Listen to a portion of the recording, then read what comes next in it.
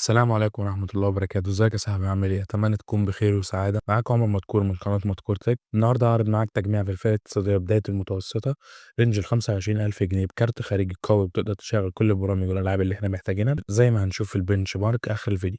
أتمنى قبل ما نبدأ ما تنساش تصلي على النبي عليه أفضل الصلاة والسلام، وتحط لايك واشتراك للقناة وتفعل زر الجرس عشان يوصلك كل جديد.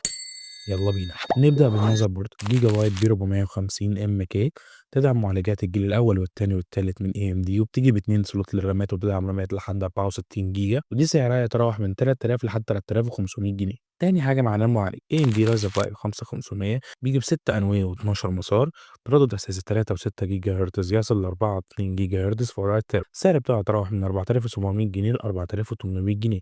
المعالج ده هيشغل الألعاب والبرامج المونتاج بسهولة بفضل عدد الأنوية والمسارات الكبيرة. تالت حاجة معناها رامات، هناخد كيت رامات 2 في 8 بسرعة 3200 ميجا هرتز سواء من شركة كروشر أو شركة جي سكيل، ودي بيتراوح سعره ما بين 1700 جنيه ل 2600 جنيه. ده هيكون مناسب جدا إننا نبدأ من 16 جيجا رامات، وفي المستقبل نعلي الرامات ل 32 جيجا. رابع حاجة معانا الام دوت 2، هناخد ام دوت 2 من شركة تيم جروب بسعة 256 جيجا بسرعة قراية 1800 ميجا وسرعة كتابة 1500 ميجا، وده سعره بيتراوح من 850 جنيه ل 1450 جنيه، ودي ساعة كويسة نبدأ بيها، وممكن نزود هارد 1 تيرا لو حابين. خامس حاجة معانا الكيس، هناخد كومبو من شركة جامدياس ومعاه باور سبلاي 650 بلس 80 بلس برونز، ودي سعرها حوالي 3000 جنيه. سادس حاجة معانا كارت الشاشة وهو ال RX 6650 اكس تي اكس اف اكس، بيجي ب 8 جيجا رام جي دي دي ار 6، وده سعره يتراوح من 13400 جنيه ل 13750 جنيه. كارت الشاشة ده من أفضل الخيارات في الفئة الاقتصادية وبداية المتوسطة، بيشغل معظم الألعاب على إعدادات هاي،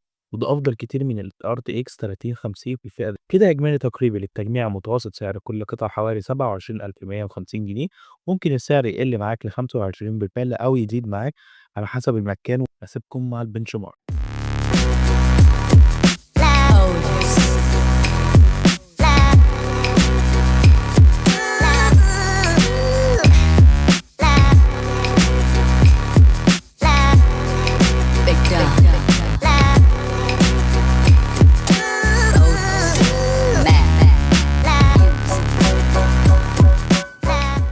ودي كانت تجميع في بداية الفئة المتوسطة قوية بأداء ممتاز لتشغيل الألعاب والبرامج التقيلة.